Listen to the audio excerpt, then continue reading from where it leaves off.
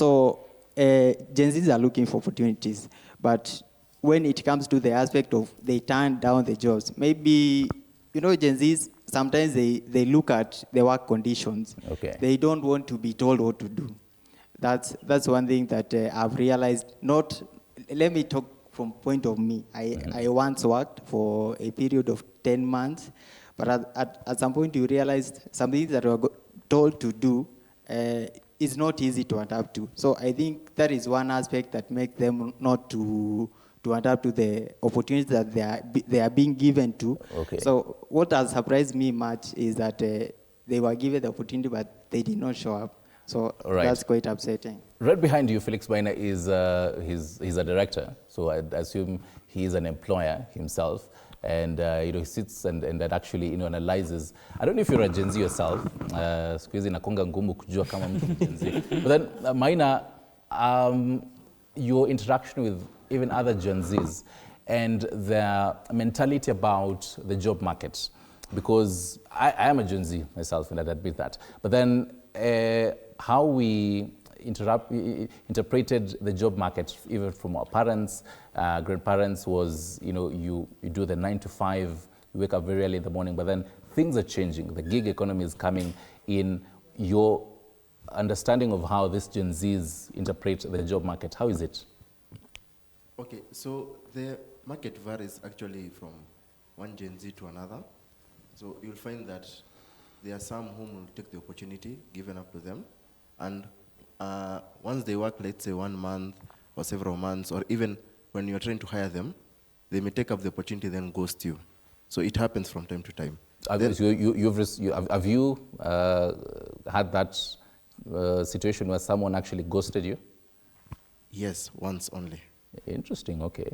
Okay, so what happened, we started the recruiting process from hiring, from taking up the CV and hiring them. So when the day for reporting came up, they never showed up. Okay. We only just received a resignation email. So we were shocked on our end, but having done the investigation on our end, we found that it was due to salary shock.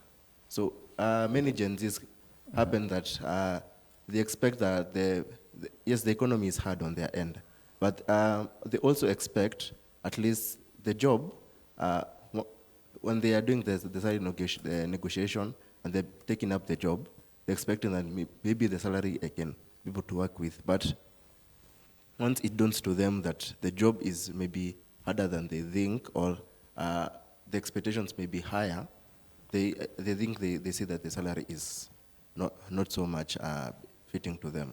Also, okay.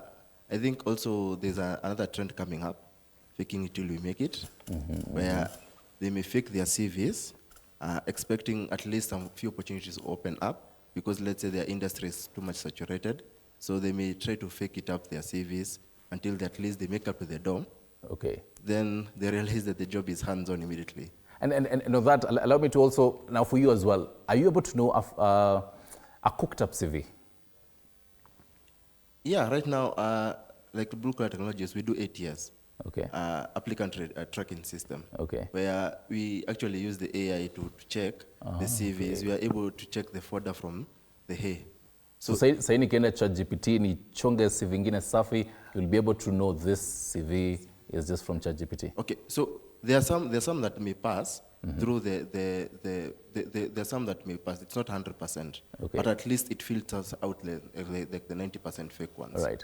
So once you come out now to the interview, now that's when the game changes. So you may try to fake up the interview, then you realize that the job which you came up for, it's different than the one which you faked it. It's different. Briefly, Sharon, before I come to you, both HR practitioners, are you able to know, when you look at a CV, are you able to know this one is straight up from ChatGPT?